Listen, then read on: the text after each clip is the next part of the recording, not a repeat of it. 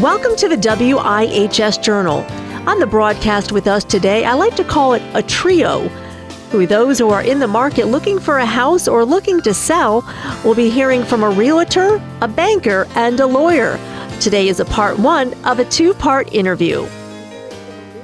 Well, today in the phone line with us, we actually have three people, and they kind of work in conjunction with mortgages, with home buying, and lawyer needs, financial needs. We have everybody on one line today. So those of you who are in the market to look for a new home or refinance a new home or a condo, you're going to want to tune in today. Well, today we have on the phone Olga Acosta. She is also a realtor in Manchester. And we have Mary Beth Bain, a branch manager from Freedom Mortgage right here in Middletown.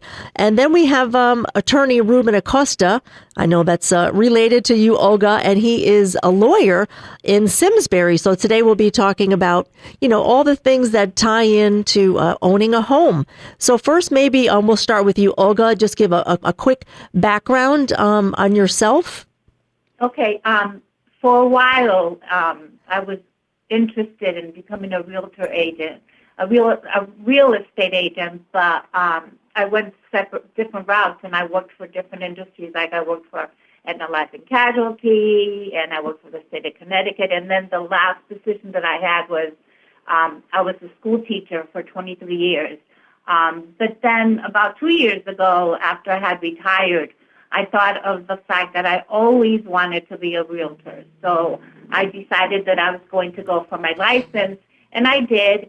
And so I've been a realtor now since 2018. Okay. And I love it. I love to help people achieve their life dreams. Absolutely. That's great. That's why I'm in real estate. Okay. So Mary Beth, I know you're a branch manager at Freedom Mortgage. Tell us a little bit of background and what you do. Good afternoon. Yes, Mary Beth Bain of Freedom Mortgage. I have been in the business, mortgages and real estate, for about 35 years now. I also teach in a real estate school, and I tell the class, I said I started when I was 5 years old, and that's my story, and I'm sticking to it. I tell the story is the first loan I ever wrote was in 1983, and it was a 3-year adjustable at 17.5%.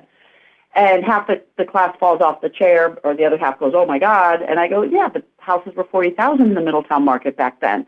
I've been in the business. I've also been a realtor as well, so I understand Olga's piece as well, and that's why we complement each other so well.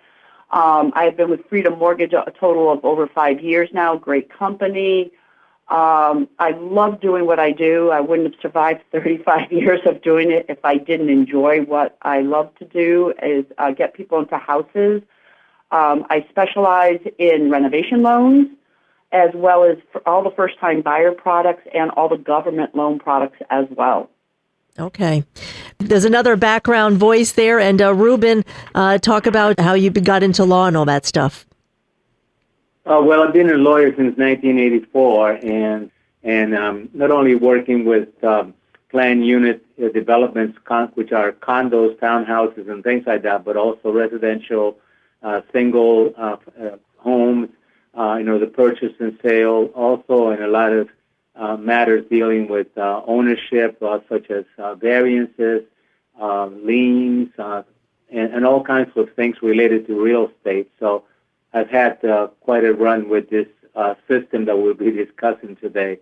And more importantly, I have a paralegal, and I myself, we are both bilingual, bicultural, so we have the capacity to work with clients of diverse language, letting them know that I'm trying to give them a service and that I'm honored and privileged to work with them. Always remember a kind heart and a warm handshake. Okay, well, now we'll switch gears about, going on the market. From what I heard from other realtors that, a house would go on the market, 20 offers in one day. I think it was like a few months ago that, houses were selling like hotcakes. So, Olga, for what kind of advice can you give homeowners or first-time people who are looking for a condo that are looking for that perfect fit? What can you say to them? Well, first of all, they have to take a look at their credit history. They have to have a score of like 650 or better.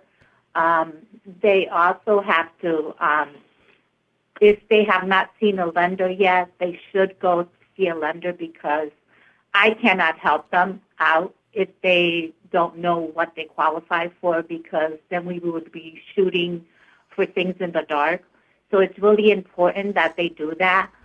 They also need to consider the fact that buying a home is really important for them, because it helps them build equity. Instead of throwing the rent money out the window, they're actually saving it for themselves. Yep. And so it's really important to take a look at that. They're also building stability for their family. They're not moving around every year or so, every time that the landlord wants to increase their rent.